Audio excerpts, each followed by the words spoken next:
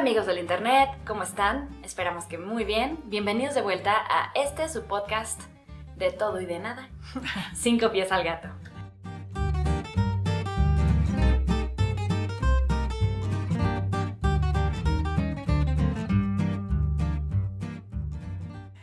Hola, yo soy Carla. Y yo soy Mara.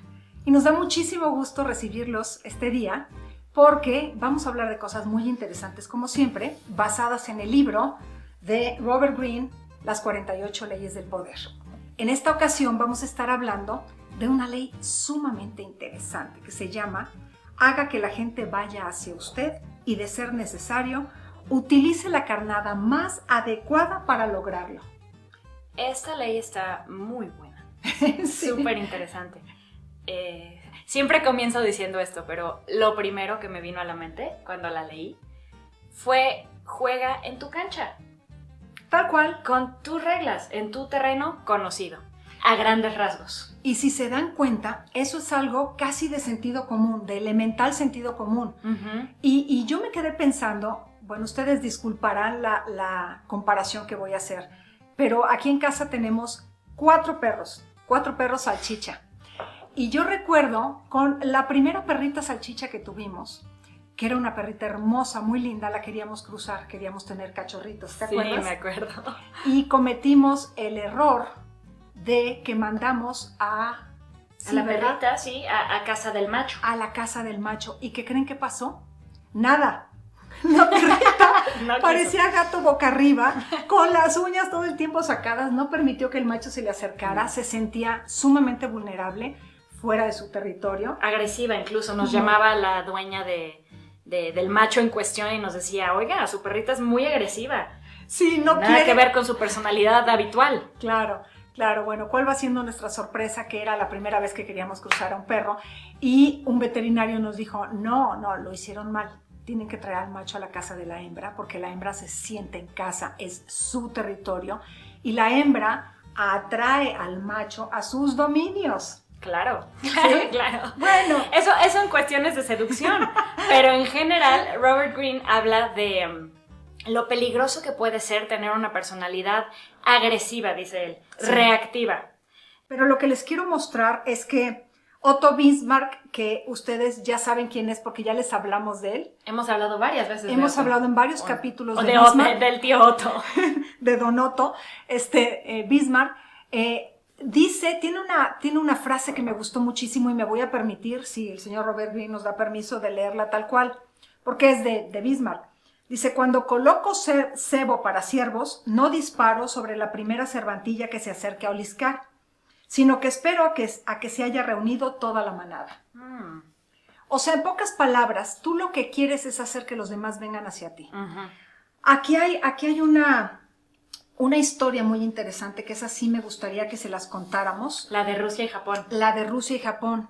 Cuando, más o menos en 1905, Rusia era una potencia mucho más fuerte en términos de batallas navales, tenía una flota muy, muy fuerte, consolidada. Japón empezaba en esas épocas a entrar al mundo moderno. Uh-huh. Y estaba empezando a comprar armamento y los buques navales eran parte de esto. Por supuesto, tenía muy poca experiencia. Bueno, Japón y Rusia estaban en guerra. Uh-huh. Y entonces había un mariscal japonés muy, muy inteligente, un estratega maravilloso que se llama Togo Heihashiro, perdonen los japoneses si estoy pronunciando mal. Disculpen. Que básicamente lo que hizo fue empezar como a soltar rumores y empezar a inducir una idea en los rusos de que iban a atacar sorpresivamente.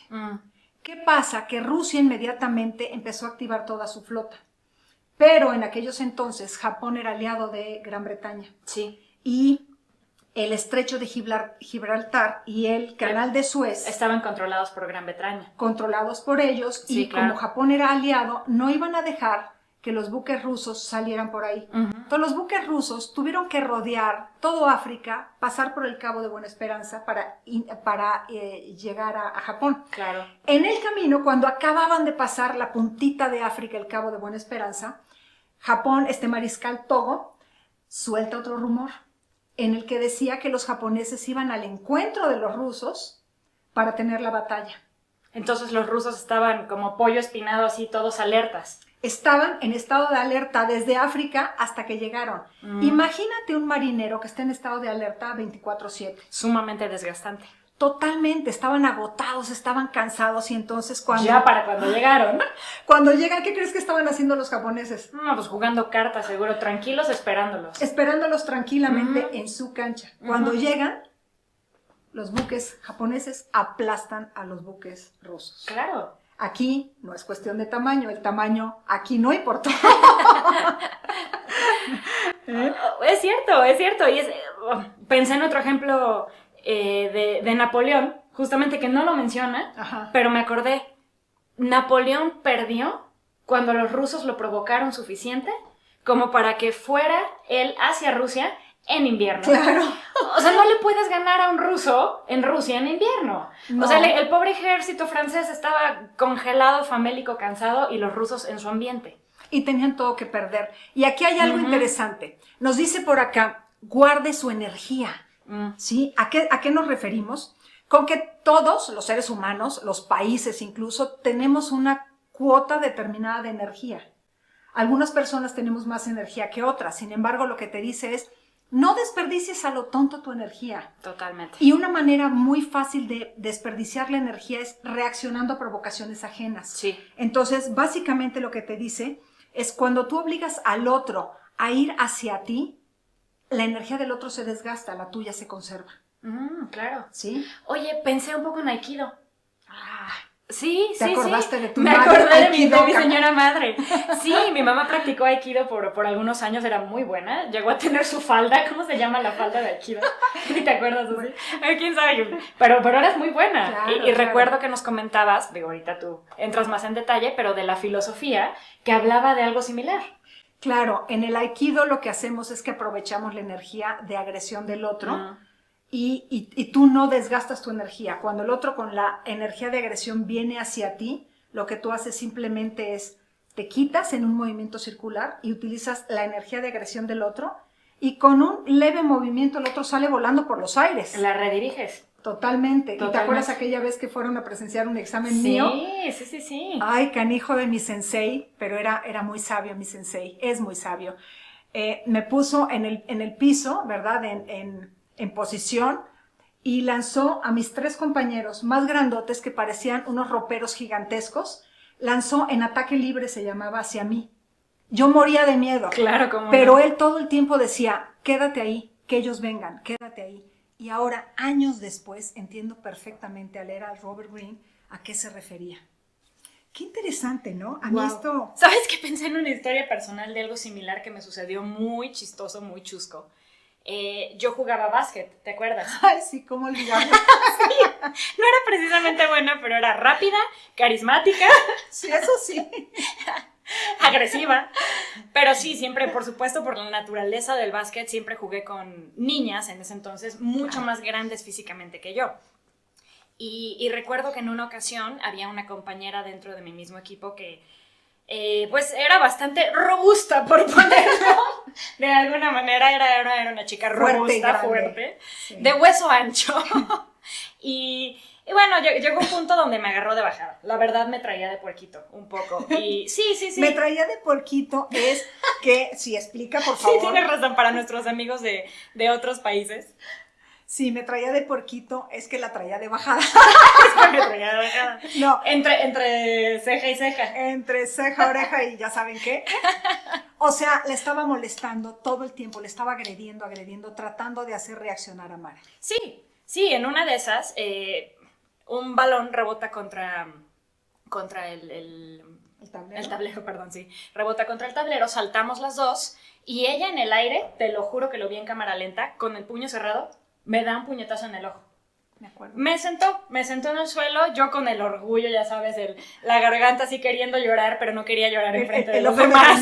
El ojo de Remy. Me mandó la coach al paramédico, yo regresé con el ojo morado y mi dignidad, ganas de llorar, pero no.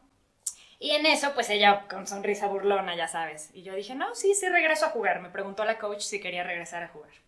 Regresé a jugar y en una de esas ella viene botando el balón a toda velocidad hacia mí, como rinoceronte. Y me quedé parada y no me quité. Y puse un piececito. Poquito salido. Sí, ella venía hacia mí, me moví, puse un pie, se tropezó y rodó la pobre mujer como la roca de Indiana Jones por la mitad de la cancha. Y quedó ahí tirada. Se levantó, empezó a llorar. No voy a decir, por supuesto, que me sentí bien, ¿no? Por su dolor, pero sí me quedé así como, mira, para que aprendas, le puse un estate quieto. Y aquí aplica el primer dicho de la tarde, si no es que ya hemos dicho varios. Dicho varios. Pero bueno, un dicho más aplica el de la venganza es un plato que se sirve frío. Que sabe mucho mejor frío. Sabe muy bien frío. Y me supo a gloria. Y hasta la fecha varias de mis compañeras del equipo se acuerdan de ese momento, de cómo le di su merecido con una cachetada con guante blanco. Claro, quedaste bien con poco gasto, como decía otra amiga mía. Oye, hoy andamos muy dicharacheras. Así es, así ¿Sí? es. Hay otra parte del capítulo que me llama mucho la atención, me parece que tiene mensajes muy sabios. Básicamente hace una pregunta y dice, ¿por qué siempre tengo que reaccionar a los hechos en vez de dirigir los hechos? Y entonces, claro, porque aquí de lo que estamos hablando es que tú tienes primero que gestionar tu emocionalidad. Claro. Tienes que mantenerte ecuánime, ¿sí? Frío, de tal manera que no caigas en la provocación que el otro te está lanzando. Además, estamos hablando de las leyes del poder. Así es. Y tú pierdes poder de manera absoluta cuando no estás dirigiendo la narrativa, cuando solo estás reaccionando a la narrativa impuesta por alguien más. Claro. Cuando tú pones las reglas, los ritmos, incluso cuando tienes control, como bien dices, de tu emocionalidad y tus respuestas, tienes poder en esa situación. Porque no estamos hablando de triunfos. Los triunfos se dan a corto plazo. El poder es algo que se alimenta y se piensa a largo plazo. El poder es estrategia. Claro. ¿Sí? Totalmente. Entonces, bueno, claro, en lo que tenemos que pensar, de hecho hay una serie que estuve viendo hace unos días, ¿puedo decir el nombre? Claro. Se llama Marsella, con Gerard Depardieu, ¿se acuerdan? Aquel francés grandotote en Arizona, actuó muy bien. Es una serie interesante que habla justamente de la ciudad de Marsella, donde él es el alcalde. Pasan X cosas, no se las voy a echar a perder, sin embargo, es un claro ejemplo de cómo él maneja el poder, cómo sabe perfecto que él tiene que esperar los tiempos. Y los tiempos los tiene que manejar él. Claro. Porque hay otro contrincante político que todo el tiempo está metiendo aguja para sacar hebra, como decimos, lo está, ¿cómo se dice? Provocando para hacer que reaccione. Y lanzándole anzuelos. Aguanta vara el hombre, hasta que llega su turno y se queda con el poder. Claro. Entonces, bueno. Pero esa es la cosa, híjoles, o sea, ahora sí que me quedé pensando si yo aplico esta ley del poder. Todos en algún momento nos pisan un callo y reaccionamos de manera visceral. Yo creo que a todos nos ha pasado. Claro. Y si algo me quedé con de información valiosa en este capítulo fue eso. Volviendo a lo mismo que siempre hablamos en todos estos últimos capítulos sobre autoconocimiento. Claro. Y autocontrol. En autocontrol. Este caso, Daniel Goleman. Darme cuenta cuando me empieza a efervecer la sangre, darme cuenta, ¿no? Antes de perder el control y soltar la palabra, soltar la reacción, ¿no? Claro, y aquí viene el caso a hablar justamente del manejo emocional. Daniel Goleman, con su libro de la inteligencia emocional, justamente lo que nos dice es esto. Primer paso, conócete. Sí. Tienes que saber, o sea, qué te hace que te saques, alguien o algo te saque de tus casillas, cómo vas a gestionar tu propia energía, porque aquí de lo que estamos hablando es de cómo manejas tu energía. La emoción es energía. Entonces, ¿cómo la gestionas? Y lo segundo es, una vez que te conoces, sabes cómo manejar tu energía. Claro. Y lo mismo sucede con otros. Una vez que te das a la tarea paciente, consciente e intencionalmente de conocer al otro, entonces sabes cómo manejar la energía del otro. Claro, estamos hablando a favor de, por ejemplo, con tu equipo de trabajo, si eres un líder, o con tu familia, si eres un padre, una madre de familia. Tienes que saber cómo manejar la energía. Claro, qué motiva a las otras personas, qué las molesta. Así es. Saber presionar botones, ¿no? Así es. Y hay otra parte en donde el capítulo nos dice que, por ejemplo, una persona que maneja muy bien el poder sabe poner buenos cebos, como si estuvieras cazando. y de acuerdo al conocimiento que tú tengas del otro, sabes qué cebo poner, qué interés generarle, qué atractivo ponerle enfrente para que caiga redondito. Claro. ¿Sí? Sí, o sea, yo tengo en mi larga vida y bueno, en mi carrera profesional he tenido varias ocasiones en las que he caído redondita. Uh-huh. ¿Por qué? Porque es como el encantador de serpientes, ¿no? O sea, el otro sabe qué melodía tocarte para que tú caigas redondita. Caiga redondo. Y entonces aquí hay que darnos cuenta por qué y para qué mordemos ese cebo. Totalmente. Yo creo que me quedo en general también con una frase que me llegó mucho que dice Robert Greene hacia el final del capítulo. No recuerdo exactamente cómo es, pero dice algo así como que tu pensamiento sea hacia la acción, no hacia la reacción. La acción planeada, ¿no? Por supuesto. Y en estos momentos en los que le damos tanto peso al tema de nuestros sentimientos, de nuestras emociones, que está bien. O sea, yo creo que en estos últimos... Bueno, tú a eso te dedicas, por supuesto, ¿no? Pero en estas últimas décadas, el tema de lo que sentimos, de nuestra emocionalidad, de todo esto ha cobrado una importancia fuertísima, tanto en el ámbito laboral como personal, como político. Lo hemos valorado. Lo hemos valorado muchísimo, ¿no? Era algo que antes no se consideraba para nada, ¿no? El, ay, ¿cómo te sientes al respecto de algo? Me vale, ¿no? O sea, lo importante son los hechos y los resultados y ya, ¿no? Y de un tiempo para acá lo hemos estudiado, lo hemos valorado muchísimo más. Eso está muy bien. Sin embargo, no podemos dejar que la balanza se vaya totalmente hacia el otro extremo de quedarnos meramente en lo emocional, en las reacciones, en lo sentimental y siempre meterle un poquito de freno de cabeza a una situación que además sentimos que claramente ahí algo nos enganchó, que algo nos presionó, que algo está buscando reactivarnos antes de perder el control. En mi quehacer profesional, parte de lo que yo hago es justamente facilitar talleres en grupos. Y entonces siempre decimos que tenemos que hacer una combinación, y perdonen ustedes el anglicismo, pero de push y pull. Uh-huh. ¿Qué significa? Empujar información es exponer. Y aquí, por ejemplo, si no tenemos cuidado, las personas, si no tenemos cuidado, tendemos a imponer nuestra opinión, nuestro punto de vista, pensando que nosotros lo sabemos todo. Uh-huh. O es posible que tú seas una persona muy letrada, muy inteligente, con mucha experiencia, con un magnífico nivel, y tú quieras mostrar esto, uh-huh. quieras tratar de convencer a otros de tu punto. Uh-huh. Pero ¿qué pasa cuando solamente estás haciendo push? Que la persona se siente que cada vez lo vas empujando más hacia las cuerdas, ¿no? Como los boxeadores. Sí, lo vas esquinando más. Lo vas esquinando. Uh-huh. Y entonces esta persona va a reaccionar. Y lo que generamos es una dinámica de ataque, reacción, ataque, reacción, ataque, reacción. Y al cabo de un rato ya no sabes quién ataca y quién reacciona. Lo ideal, decimos, es tener una combinación adecuada, usar esta mano izquierda que decía mi madre, de push y pull. Uh-huh. Ok. Por ejemplo, pongo un tema en la mesa, doy una opinión e inmediatamente después te considero, uh-huh. más que me retiro, te considero y te pregunto. El pull es extraigo información de ti preguntándote, bueno, esto es lo que yo opino. Sí. ¿Qué opinas tú de esto? ¿Qué opinas? ¿Cómo lo ves? ¿Cómo lo ves? ¿Estás de acuerdo? ¿No? ¿Estás de acuerdo con esto? Sí. ¿Cómo lo harías diferente? ¿Hay algo que esté olvidado que quisieras agregar?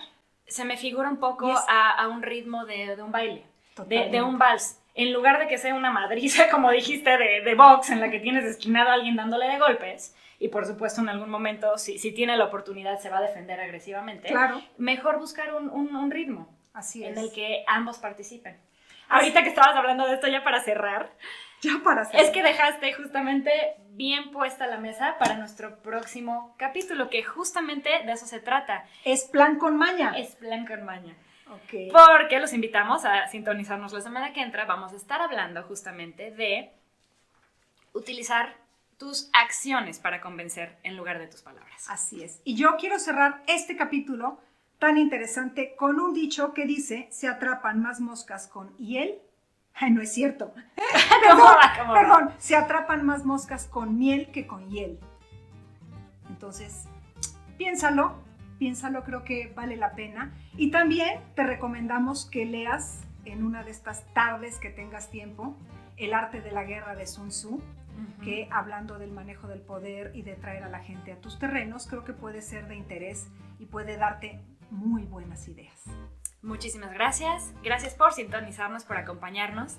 Por cierto, ya habrán notado que hoy cambiamos el cafecito por una lipus. Estábamos un poco estresadas. Buenas tardes y gracias por sintonizarnos. Suscríbanse, por favor. Sí, denos un like. Muchísimas gracias. Hasta luego. Hasta luego.